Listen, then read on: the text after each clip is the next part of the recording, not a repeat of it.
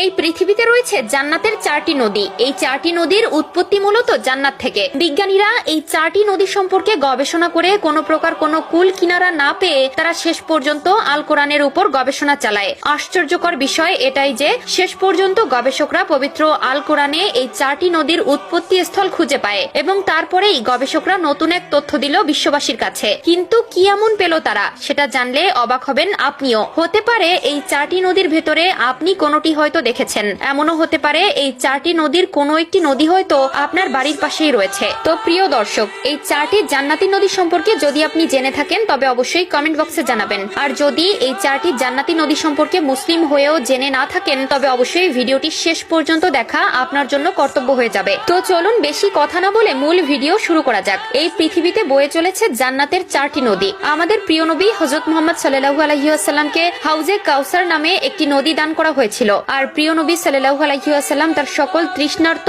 উম্মতকে হাসরের ময়দানে এই নদীর পানি পান করাবেন। পৃথিবীতে প্রবাহিত এই 4টি নদীর সাথে আমাদের পবিত্র ইসলাম ধর্মের গভীর সম্পর্ক রয়েছে। সহিহ মুসলিমের হাদিসে উল্লেখিত এই 4টি নদী জান্নাতের সাথে সরাসরি সম্পৃক্ত বলে ঘোষণা করা হয়েছে।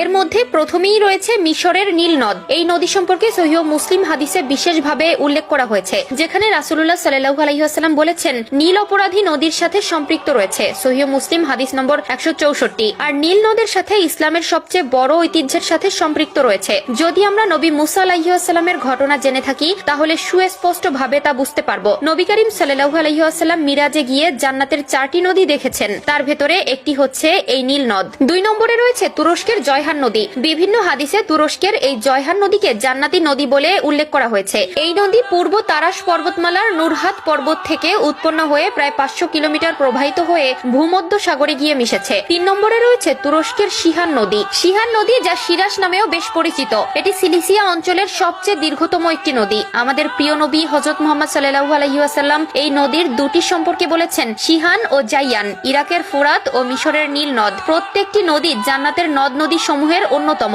সহিহ মুসলিম হাদিস নম্বর 2839। এই সিহান নদী উক্ত অঞ্চলের বিদ্যুৎ ও কৃষিকাজে বহুল ব্যবহৃত হয়। 4 নম্বরে রয়েছে ফোরাত নদী। রাসূলুল্লাহ সাল্লাল্লাহু আলাইহি ওয়াসাল্লাম 1400 বছর আগে এই ফোরাত নদী সম্পর্কে ভবিষ্যৎবাণী করেছিলেন যে এমন একটি সময় আসবে যখন ফোরাত নদী খাঁটি সোনার একটি পাহাড় উন্মোচন করবে। এই সোনার পাহাড় নিয়ে মানুষ সংঘর্ষে লিপ্ত হবে। নবী করিম সাল্লাল্লাহু আলাইহি ওয়াসাল্লাম এই ফোরাত নদী সম্পর্কে আরো বলেছিলেন, এই ফোরাত নদী তার ভেতর থেকে যতক্ষণ পর্যন্ত না সোনার পাহাড় উন্মোচন করবে ততক্ষণ পর্যন্ত কিয়ামত সংঘটিত হবে না। আর উল্লেখিত এই 4টি নদীর উৎপত্তি স্থল মূলত জান্নাতে।